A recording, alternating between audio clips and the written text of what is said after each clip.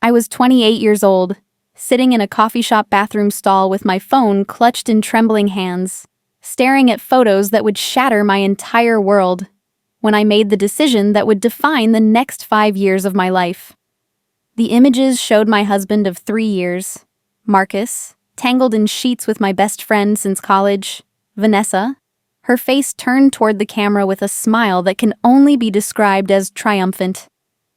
What she didn't know as she sent those photos, what neither of them could have possibly imagined, was that the broken, devastated woman crying in that bathroom would transform into someone they wouldn't recognize, and that 5 years later, when Vanessa walked into my office begging for help, I would hold all the cards in a game she thought she'd already won. I can still remember the exact moment my phone buzzed that Tuesday afternoon.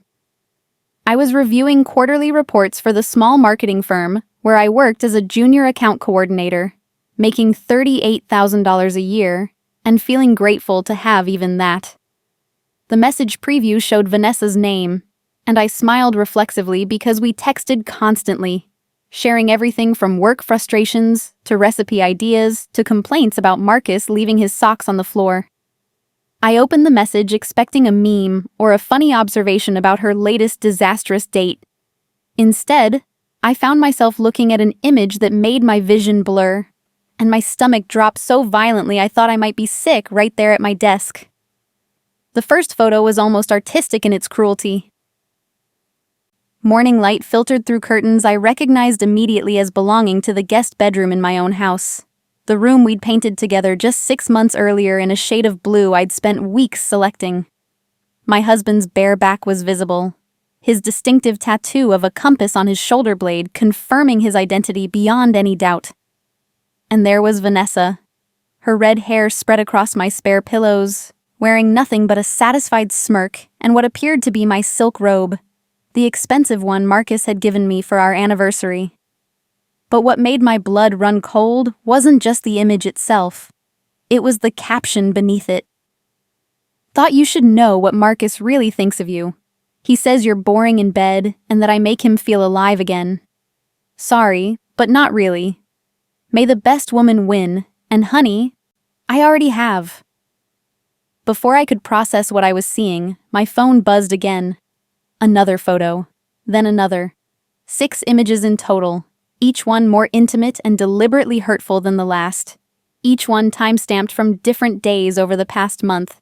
Each one taken in different locations. My house. Her apartment. What looked like a hotel room. The final message read simply, "He's mine now. You can have the divorce papers." I don't remember walking to the bathroom. I don't remember locking myself in the stall or sliding down to sit on the closed toilet lid with my knees pulled up to my chest. What I remember is the sound of my own breathing, rapid and shallow, and the feeling of my heart beating so hard I thought it might crack my ribs. I remember staring at those photos until they burned themselves into my memory, studying every detail as if I could somehow make them mean something different than what they so obviously meant. And I remember the moment when the initial shock began to crystallize into something else entirely. Before we dive into this incredible story, I'd love to know, where are you watching from? Drop your city or country in the comments below. I always love seeing our global community come together. If you enjoy stories about betrayal, revenge, and how the people who try to destroy us sometimes end up destroying themselves, make sure to hit that like button right now and subscribe to our channel so you never miss these inspiring true stories. Now, let me take you back to that moment in the bathroom stall, when I was still the naive, trusting version of myself who had no idea that the worst day of my life was about to become the catalyst for the best decision I ever made. I sat in that bathroom for 45 minutes, and during that time, I went through every stage of grief in rapid succession. Denial came first. The desperate hope that this was somehow fake, that Vanessa's phone had been hacked, that this was a cruel prank or a misunderstanding. But I knew Marcus's body too well, knew the small scar on his hip from a childhood surgery, knew the way his hair fell across his forehead when he slept. And I knew Vanessa's laugh, could practically hear it in the gleeful cruelty of those captions. This was real. This was happening. My husband and my best friend had been having an affair, and she wanted me to know about it in the most devastating way possible. Anger came next, hot and consuming, making my hands shake and my vision narrow. I wanted to scream. I wanted to throw my phone against the tile wall and watch it shatter. I wanted to drive home immediately and confront Marcus, to throw those photos in his face and demand to know how he could do this to me, to us, to the life we'd built together. I wanted to call Vanessa and tell her exactly what I thought of her, to unleash every vicious thought that was suddenly flooding my mind. But even in my rage, something held me back. Some small voice of self-preservation that whispered, "Wait." Bargaining followed, the pathetic internal negotiations that come with loss. Maybe if I'd been more attentive. Maybe if I'd tried harder to be exciting, spontaneous, the kind of wife who didn't spend her evenings reviewing spreadsheets and her weekends meal prepping for the week ahead. Maybe if I'd noticed the signs that must have been there, the late nights Marcus claimed were work meetings, the way he'd started showering immediately when he got home, the new cologne he'd bought without mentioning it. Maybe if I'd been a better friend to Vanessa, had made more time for her, had listened more carefully when she complained about being lonely. Maybe this was somehow my fault. Depression settled over me like a heavy blanket, making it hard to breathe, hard to think, hard to imagine a future that didn't include the two people I'd trusted most in the world. I'd known Marcus since we were 23, had married him at 25 in a small ceremony where Vanessa had been my maid of honor. I'd known Vanessa even longer, since freshman year of college when we'd been randomly assigned as roommates and had bonded over our shared love of old movies and our mutual terror of organic chemistry. She'd been there for every major moment of my adult life. My first real job, my engagement, my wedding, the miscarriage I'd had 2 years ago that Marcus and I had decided not to tell anyone else about, but that I'd confided to her during a late-night phone call when the grief felt too heavy to carry alone. She'd held me while I cried. She'd told me everything would be okay. And apparently, at some point during all of that, she'd decided she wanted my husband. But then, sitting in that bathroom stall with tears drying on my cheeks and my phone still clutched in my hand, acceptance arrived. Not the peaceful kind of acceptance that comes with healing, but something colder and more calculating. I accepted that my marriage was over. I accepted that my friendship with Vanessa was beyond repair. I accepted that the life I'd been living was based on lies, and that the people I'd loved most had betrayed me in the cruelest way possible. And with that acceptance came a clarity I'd never experienced before. Vanessa wanted me to fall apart. She wanted me to rage and cry and beg. She wanted the satisfaction of knowing she'd destroyed me, of seeing me broken and desperate. She'd sent those photos not just to inform me of the affair, but to humiliate me, to prove that she'd won some competition I hadn't even known we were having. The captions made that clear. The timing made it clear. She could have told me privately, could have confessed with some semblance of guilt or remorse. Instead, she'd chosen cruelty. She'd chosen to twist the knife. And in that moment, I decided she wouldn't get what she wanted.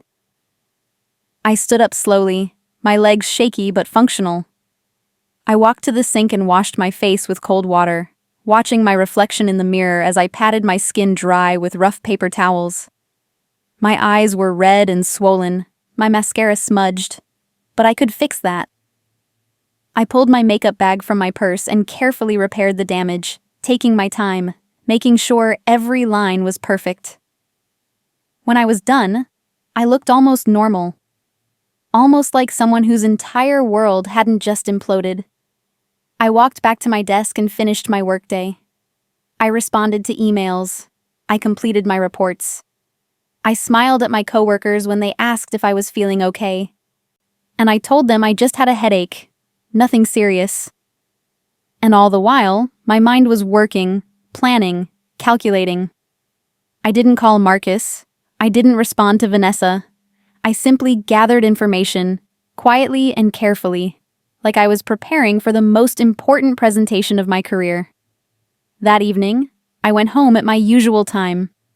Marcus was already there, sitting on the couch watching television, and he smiled when I walked in like he always did, like he was genuinely happy to see me, like he hadn't spent his afternoon in bed with my best friend. I smiled back. I asked him about his day. I made dinner while he told me about a difficult client at the architecture firm where he worked, and I listened and nodded and made sympathetic noises in all the right places. We ate together at the kitchen table. We watched a movie. We went to bed. And when he reached for me in the darkness, I turned toward him and let him hold me, even though my skin crawled at his touch, even though I wanted to scream and push him away, because I needed time. I needed to think. I needed to plan. Over the next 2 weeks, I became someone I barely recognized. During the day, I was the same person I'd always been at work, diligent and detail-oriented. Maybe a little quiet, but nothing that raised any red flags. At home, I was the same wife I'd been for 3 years, cooking meals and doing laundry and asking Marcus about his day. But in the hours between, during my lunch breaks and late at night when Marcus was asleep, I was someone else entirely. I was a woman gathering evidence, documenting everything, preparing for a war I intended to win. I hired a private investigator. Paying with money, I carefully withdrew from my personal savings account, the one Marcus didn't have access to because we'd kept some finances separate. The investigator confirmed what I already knew and provided me with even more evidence. Photographs of Marcus and Vanessa meeting at restaurants, hotel receipts, text messages the investigator had obtained through methods I didn't ask about and didn't want to know. A timeline that showed the affair had been going on for 6 months, not 1 month like Vanessa's photos suggested. 6 months of lies, 6 months of betrayal, 6 months of them laughing at me behind my back. I consulted with a divorce attorney, a woman named Patricia Chen who came highly recommended and who listened to my story with the kind of clinical detachment I desperately needed. She explained my options, walked me through the process, helped me understand what I was entitled to, and how to protect myself financially. She also gave me advice that would prove invaluable. Don't let them know you're planning anything. The element of surprise is your greatest advantage. And whatever you do, don't let your emotions drive your decisions. This is a business transaction now, not a marriage. I followed her advice to the letter. I opened a new bank account at a different bank and began slowly transferring money from our joint account, small amounts that wouldn't be noticed, building up a safety net. I gathered all our important documents, made copies of everything, and stored them in a safe deposit box Patricia helped me open. I changed my passwords on all my personal accounts. I started looking for a new apartment, something I could afford on my own, somewhere Marcus had never been and would never think to look for me. And through it all, I maintained the facade of normalcy, playing the role of the oblivious wife so convincingly that Marcus never suspected a thing. Vanessa, meanwhile, kept sending messages. Not more photos, but texts that were designed to provoke a response, to get a reaction, to confirm that she'd successfully destroyed me. "I hope you got my gift," one message read. "Marcus and I are going to be so happy together. You should probably start looking for a new place to live." Another said, "He told me he never really loved you. You were just convenient. I'm his soulmate." And my personal favorite, "I win." I didn't respond to any of them. I didn't block her number because I wanted to keep track of what she was saying. Wanted to have evidence of her harassment if I needed it later. But I didn't give her the satisfaction of knowing her messages were even being read. And my silence must have driven her crazy, because the messages became more frequent, more desperate, more obviously designed to hurt me. She was punching at shadows, and she didn't even know it. 3 weeks after receiving those initial photos, I was ready. I'd found an apartment, a small one-bedroom in a neighborhood across town that I could just barely afford. I'd packed everything that mattered to me, all my personal belongings, my clothes, my books, my grandmother's jewelry, the few things from my childhood that I'd carried into my adult life. I'd arranged for movers to come on a Tuesday afternoon when Marcus would be at work. I'd transferred the last of my money from our joint account. I'd signed all the necessary paperwork with Patricia. And on a Monday evening, I finally made my move. Marcus came home from work at his usual time, 6:30, and found me sitting at the kitchen table with a folder in front of me. He smiled, started to tell me about his day, then stopped when he saw my face. I wasn't crying. I wasn't angry. I was simply calm, eerily so, and I could see that my expression unsettled him. "We need to talk," I said, and I slid the folder across the table toward him. He opened it slowly, and I watched his face change as he looked at the contents. Photographs of him and Vanessa, printed text messages, hotel receipts, bank statements showing unexplained charges, a timeline documenting every lie he'd told me over the past 6 months. And on top of it all, divorce papers, already signed by me, waiting for his signature. "Emma, I can explain," he started, but I held up my hand. "I don't want your explanations," I said, my voice steady and cold. "I don't want your apologies. I don't want anything from you except your signature on those papers. I've already moved out everything that belongs to me. The movers are coming tomorrow to get the rest. You can have the house. You can have the furniture. You can have whatever life you want with Vanessa. But this marriage is over." He stared at me like he'd never seen me before. And in a way, he hadn't. The Emma he knew, the Emma he'd married, would have cried and yelled and demanded answers. She would have begged him to explain, to tell her it was all a mistake, to promise he'd end it and they could work things out. But that Emma had died in a coffee shop bathroom 3 weeks ago. The woman sitting across from him now was someone different, someone harder, someone who'd learned that the only person you could truly rely on was yourself. "You're making a mistake," he said finally, desperately. "Vanessa means nothing to me. It was just physical. You're my wife. I love you. We can get past this." I stood up, picked up my purse, and looked at him one last time. "Sign the papers, Marcus. Have your attorney contact mine. And tell Vanessa she didn't win anything. She just got the consolation prize." I walked out of that house and I never went back. I spent that night in my new apartment, sitting on an air mattress in an empty room, eating takeout Chinese food straight from the container and feeling lighter than I had in months. Yes, my heart was broken. Yes, I was devastated by the betrayal. Yes, I cried myself to sleep that night and many nights after. But I was also free. Free from a marriage that had been built on lies. Free from a friendship that had been toxic without my realizing it. Free to rebuild my life exactly the way I wanted it. The divorce was finalized within 4 months. Marcus didn't contest anything. I think he was too shocked by my decisive action, too caught off guard by my refusal to engage in the kind of dramatic confrontation he'd probably been expecting. Or maybe he was just relieved to be rid of me so he could be with Vanessa without guilt. Either way, it was over quickly and cleanly, and I walked away with my dignity intact and enough money to start fresh. But walking away from my old life was only the first step. The real work was rebuilding, and that took time, effort, and a determination I didn't know I possessed. I threw myself into my career with an intensity that surprised everyone, including myself. I'd always been a good employee, reliable and competent, but I'd never been ambitious. I'd never pushed for promotions or fought for recognition.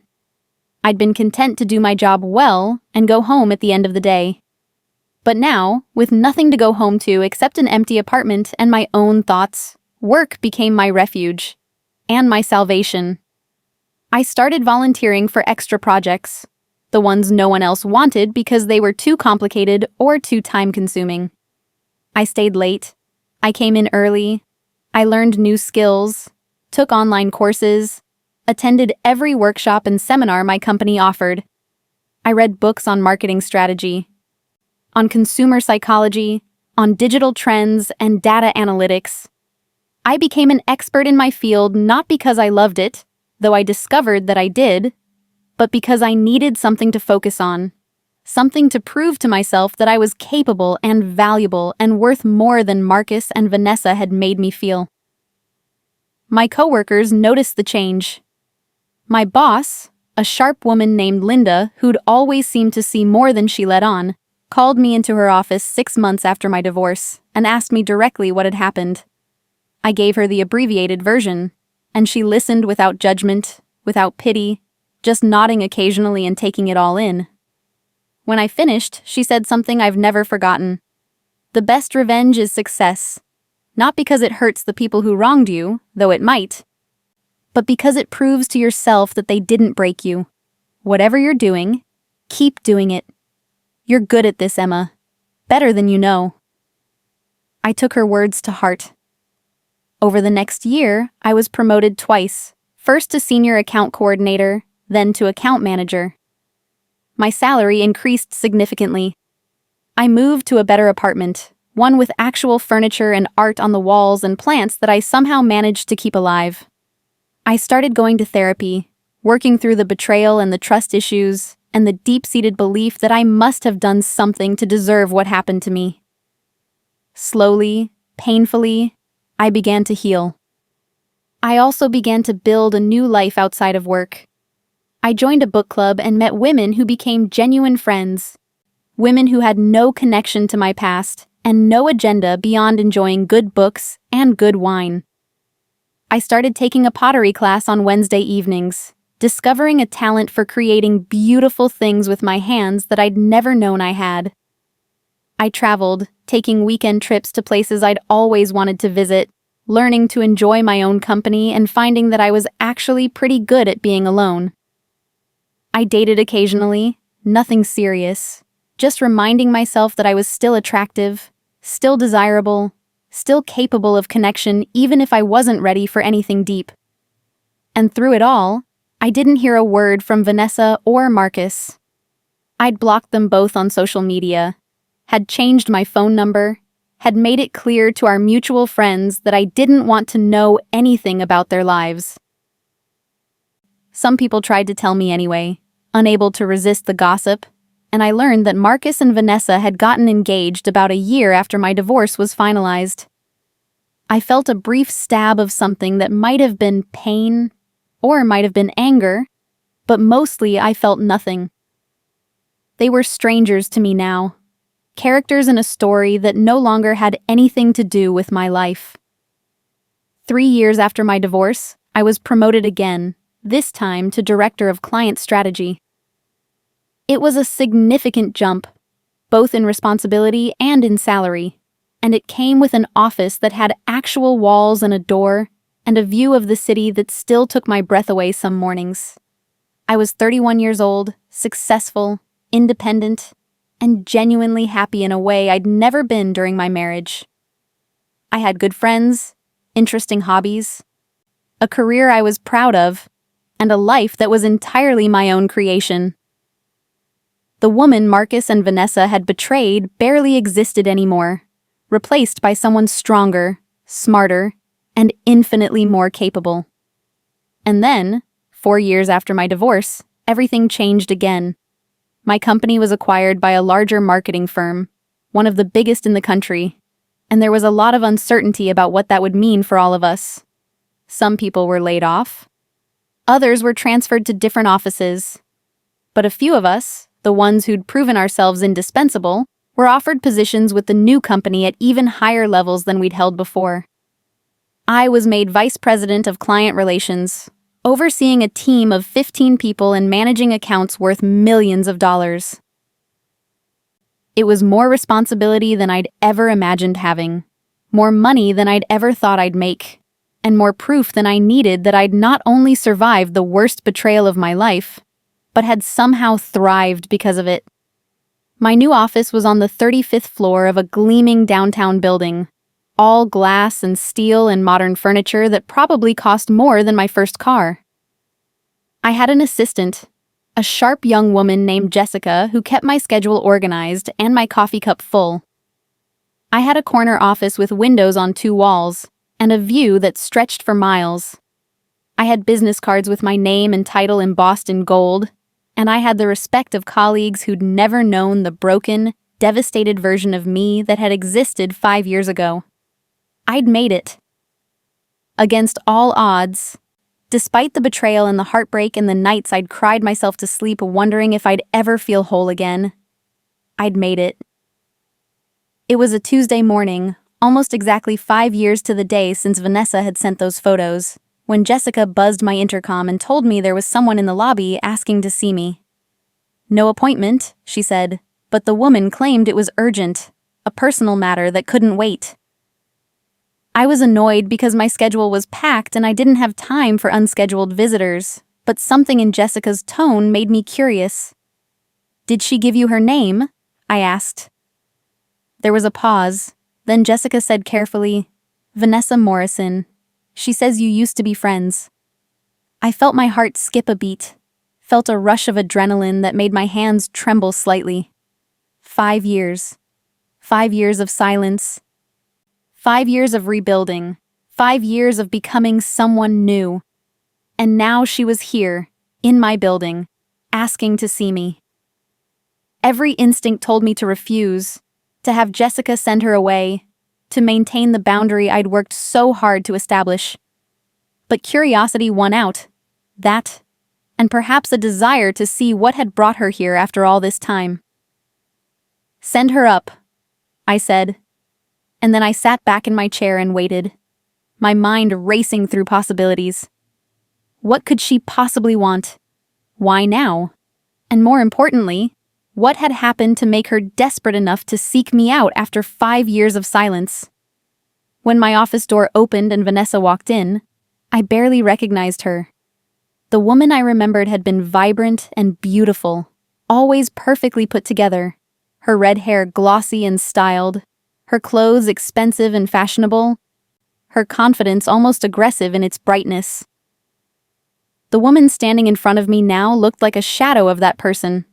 Her hair was dull and pulled back in a messy ponytail. Her clothes were clean but worn, the kind of generic outfit you'd buy at a discount store. She'd lost weight, too much weight, and her face had a gauntness that spoke of stress and sleepless nights. But it was her eyes that shocked me most. They were desperate, haunted, the eyes of someone who'd run out of options and was grasping at straws. She stood in the doorway for a moment, taking in my office, my appearance, the obvious markers of my success. I watched her face as she processed it all, saw the shock and confusion, and something that might have been envy, or might have been regret. Then she seemed to gather herself, straightening her shoulders and stepping forward. "Emma," she said, and her voice was smaller than I remembered, less certain. "Thank you for seeing me. I know I have no right to be here. I know you probably hate me, but I'm desperate, and I didn't know where else to turn." I didn't stand up. I didn't offer her a seat. I simply looked at her, this woman who'd once been my best friend and had chosen to destroy me in the cruelest way possible. And I waited for her to continue. My face was neutral, professional, giving nothing away. Inside, my emotions were a tangled mess of old hurt and new curiosity. But I'd learned over the past 5 years how to control my reactions, how to keep my feelings hidden until I decided what to do with them. Vanessa shifted uncomfortably under my gaze, then started talking. The words spilling out in a rush like she was afraid I'd stop her if she didn't say everything quickly enough. And what she told me, over the next 20 minutes, was a story I could never have predicted, a tale of karma so perfect it almost seemed scripted. Marcus, she said, had left her. Not immediately, not even in the first year. They'd gotten married, just like I'd heard, in a small ceremony that apparently lacked the joy and celebration they'd expected because most of their friends had sided with me or had simply disappeared, unwilling to condone what they'd done. The marriage had been rocky from the start, Vanessa admitted, because it turned out that a relationship built on betrayal and excitement didn't translate well into day-to-day life. The passion that had seemed so intense when it was forbidden became ordinary when it was legal. The man who'd been so eager to sneak around became resentful and distant when he was actually expected to be a husband. But they'd tried to make it work, she said, because they'd sacrificed so much for each other, had hurt so many people to be together. They'd moved to a different city, trying to escape the judgment and the gossip, trying to start fresh. Marcus had gotten a new job at an architecture firm there, and Vanessa had found work as a marketing coordinator, though at a much lower level than she'd held before because her reputation had followed her, and professional connections had dried up after what she'd done to me. Then, 2 years into their marriage, Marcus had done to Vanessa exactly what he'd done to me. He'd had an affair with a colleague, a younger woman who apparently reminded him of Vanessa when she was younger, when she was exciting and new. Vanessa had found out the same way I had, through photos and messages, though at least Marcus's new conquest had the decency to tell Vanessa in person rather than sending the evidence electronically. The divorce had been ugly, Vanessa said, her voice breaking. Marcus had fought her on everything, had accused her of being paranoid and controlling, had somehow convinced their friends that she was the problem. He'd left her with nothing, taking their savings and their apartment, and even the car they'd shared. And because they'd moved to a new city where she had no support system, no family, no real friends, she'd been left completely alone. That had been a year ago. Since then, Vanessa had been struggling. She'd lost her job due to the stress and distraction of the divorce. She'd burned through what little money she had. She'd been evicted from her apartment and had been staying with various acquaintances, wearing out her welcome in each place before moving on to the next. She'd applied for countless jobs but couldn't seem to land anything, partly because of gaps in her resume, partly because she'd lost her confidence and it showed in interviews. She was broke, homeless, and desperate. And she'd come back to our city because it was the only place she knew, the only place where she might be able to rebuild. "I know I don't deserve your help," she said, and now she was crying, tears streaming down her face as she stood in my beautiful office looking like a ghost of her former self. "I know what I did to you was unforgivable. I was cruel and selfish, and I destroyed your life for no good reason except that I was jealous and insecure, and I wanted what you had. I've regretted it every single day since. Not just because of what happened to me, but because I lost you. You were my best friend, Emma. You were the best person I knew, and I threw that away for a man who wasn't worth it. I threw it away to hurt you, and I've been paying for it ever since." She took a shaky breath and continued, "I'm not asking you to forgive me. I'm not even asking you to be my friend again. I'm just asking for a chance. I heard you're VP of Client Relations now, that you have connections all over the city. I'm asking if you could help me find a job, any job. I'll do anything. I'll start at the bottom. I'll work twice as hard as anyone else. I just need a chance to get back on my feet, and I don't have anyone else to turn to. Please, Emma, I'm begging you." She stood there waiting for my response, her eyes red and desperate, her entire body trembling with the effort of maintaining her composure. And I sat in my chair, looking at her, feeling a complex mixture of emotions I couldn't quite name. Part of me felt a savage satisfaction seeing her brought so low, seeing her face the consequences of her actions in such a direct and painful way. Part of me felt pity, because despite everything she'd done, she was still a human being who was suffering. And part of me felt nothing at all, just a cold detachment that came from years of distance and healing.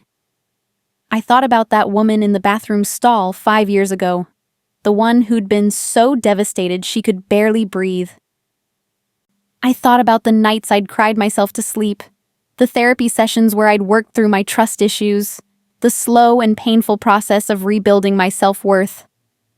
I thought about all the times I'd wondered if I'd done something to deserve what happened, if I'd been too boring or too focused on work, or too something that had driven Marcus away and had made Vanessa think it was okay to betray me. And I thought about the woman I'd become, the one who'd taken that pain and that betrayal and had somehow transformed it into strength and success and a life I was genuinely proud of. "Sit down, Vanessa," I said finally, gesturing to one of the chairs across from my desk. She sat quickly, gratefully, like she was afraid I'd change my mind. I let the silence stretch for a moment, watching her squirm, and then I began to speak.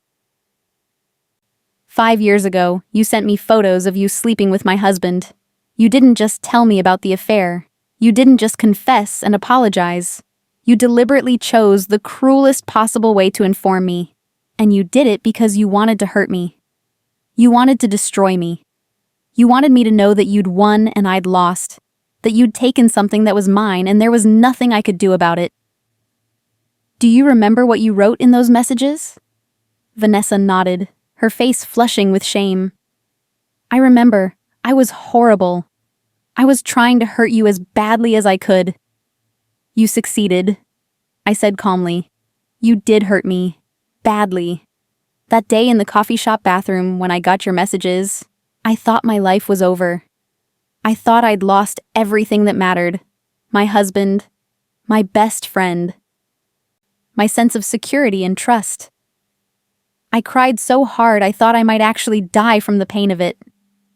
And for weeks after, I wondered what I'd done wrong, what flaw in me had made you both decide I wasn't worth being faithful to, wasn't worth being honest with." I paused, letting my words sink in, watching Vanessa's face crumple with guilt and regret. Then I continued, my voice still calm, still professional, giving away nothing of the emotions churning inside me. But then something interesting happened. I realized that what you'd done to me, as painful as it was, had actually given me a gift. You'd freed me from a marriage that wasn't real, from a husband who didn't value me, from a friendship that was based on competition rather than genuine care. You'd forced me to rebuild my life from scratch, and in doing so, you'd given me the opportunity to become someone I never would have been if I'd stayed in that comfortable, safe, dishonest life. So in a strange way, Vanessa, I should probably thank you." Hope flickered in her eyes, quickly followed by confusion. She didn't understand where I was going with this, couldn't see the shape of what I was about to say. I leaned forward slightly, my hands folded on my desk, my expression neutral. "Here's what I've learned over the past 5 years. Success isn't about revenge. It's not about proving anything to the people who hurt you. It's about proving something to yourself, about discovering what you're capable of when you stop letting other people define your worth. I didn't rebuild my life to show you or Marcus what you'd lost. I rebuilt it because I needed to know that I could, that I was strong enough and smart enough and capable enough to create something meaningful on my own. And I am. I've built a career I'm proud of. I've built friendships that are real and honest. I've built a life that makes me happy. And I did all of that without you, without Marcus, without anyone from my old life."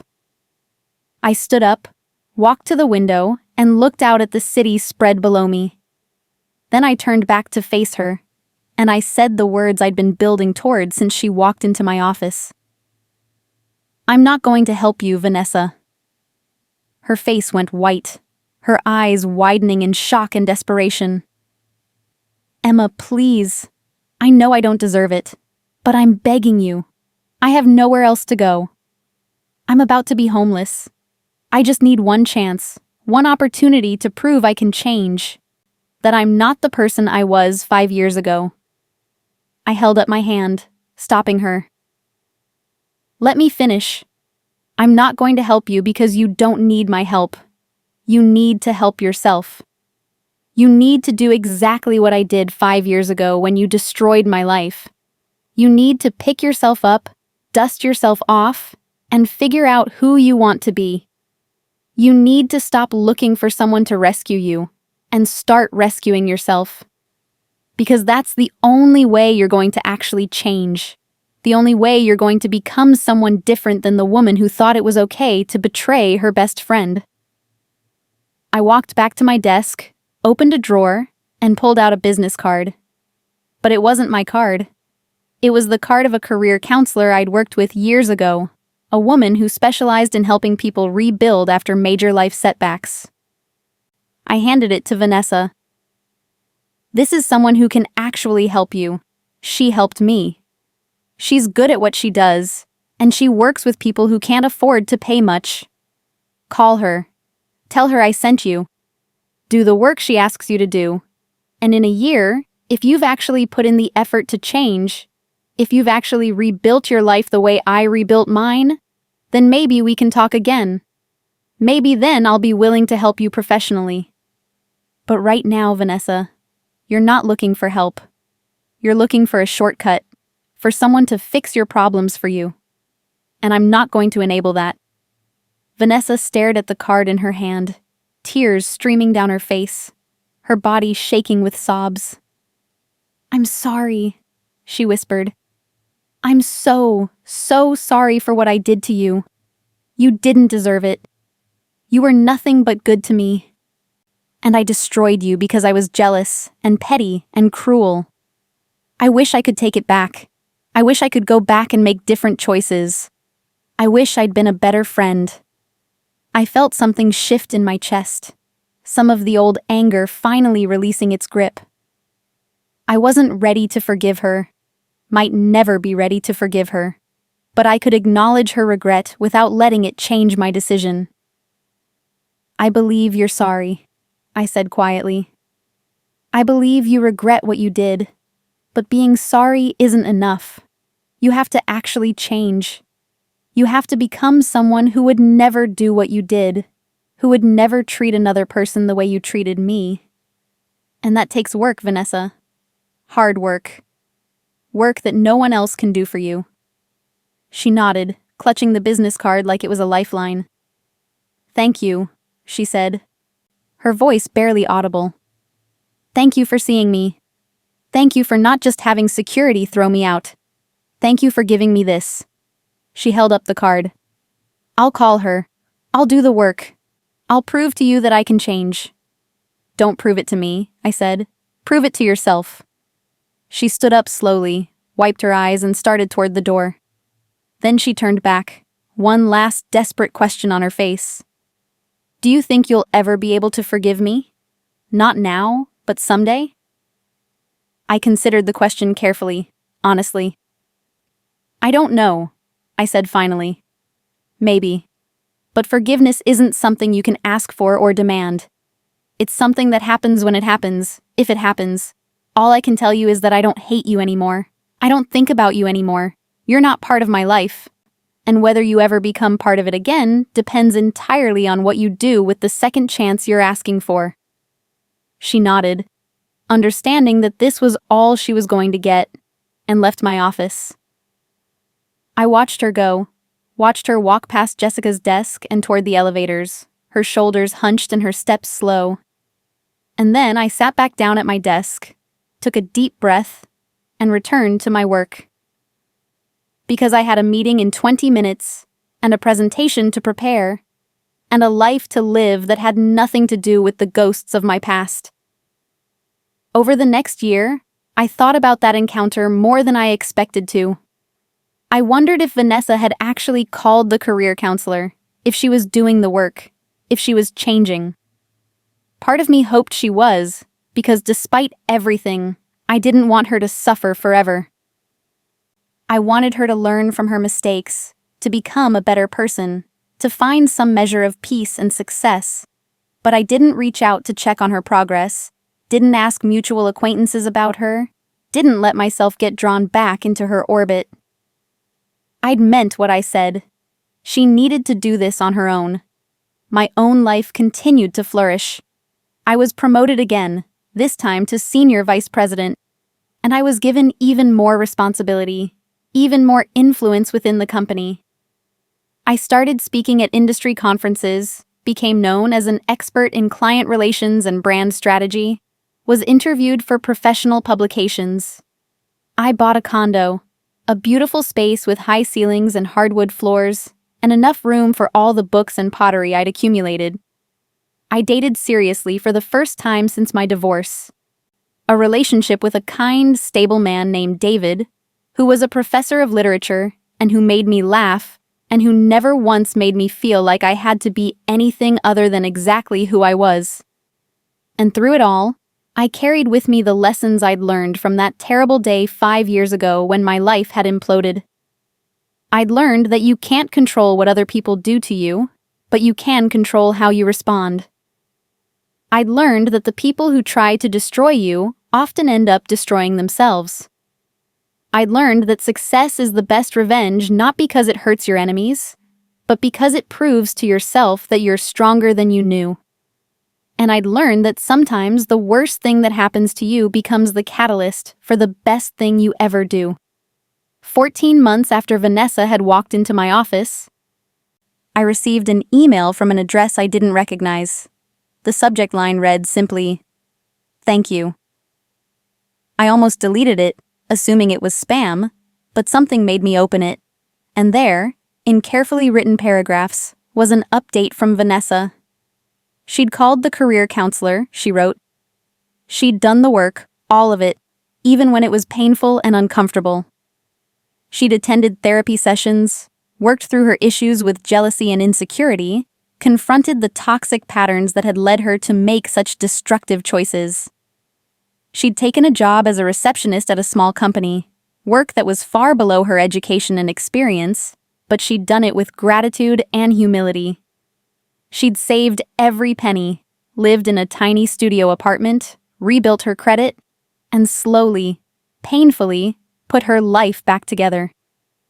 And now, a year later, she'd been promoted to an administrative assistant position, had been accepted into a part-time graduate program to update her skills, and was beginning to see a path forward. "I'm not writing to ask for anything," the email concluded. "I'm writing because I wanted you to know that you were right. I needed to help myself. I needed to do the hard work of becoming someone different, someone better. I'm not there yet. I may never fully get there. But I'm trying, Emma. Every day I'm trying.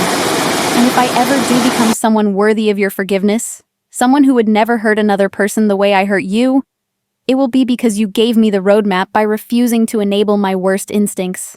So thank you. Thank you for being strong enough to say no. Thank you for believing I could change even when I didn't believe it myself. And thank you for being an example of what it looks like to survive betrayal with grace and dignity.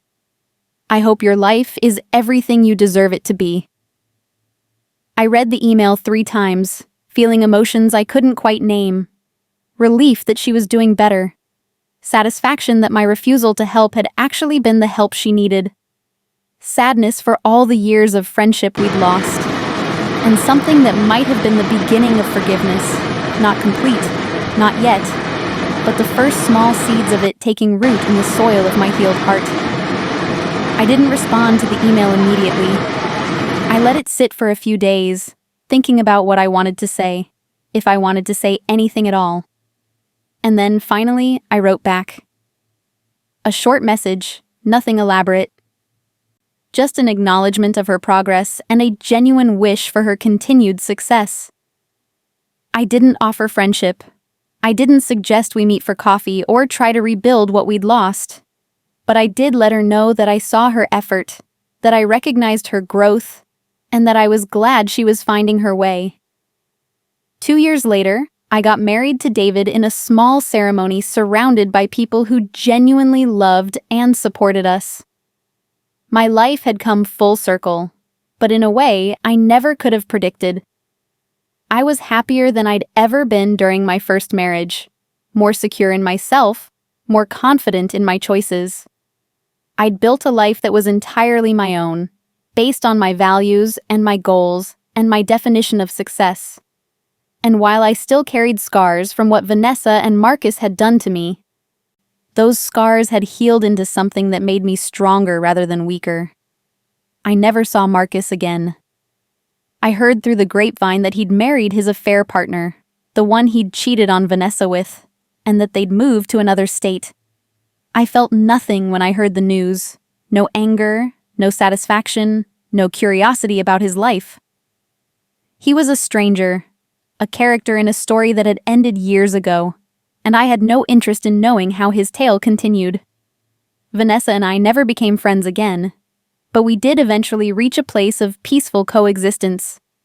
She continued to send occasional updates, always respectful of my boundaries, never asking for more than I was willing to give.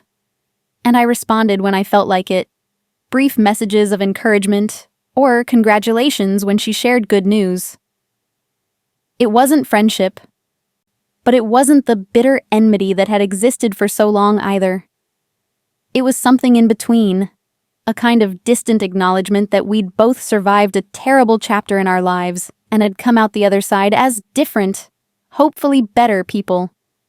Looking back now, from the vantage point of a life well lived and a heart well healed, I can see that what Vanessa and Marcus did to me, as painful as it was, gave me something invaluable. They gave me the opportunity to discover who I really was, what I was really capable of, when everything I thought I knew about myself was stripped away. They gave me the chance to rebuild from nothing and to create something beautiful and strong and entirely my own. They gave me the gift of knowing that I could survive the worst betrayal imaginable, and not just survive it, but thrive because of it.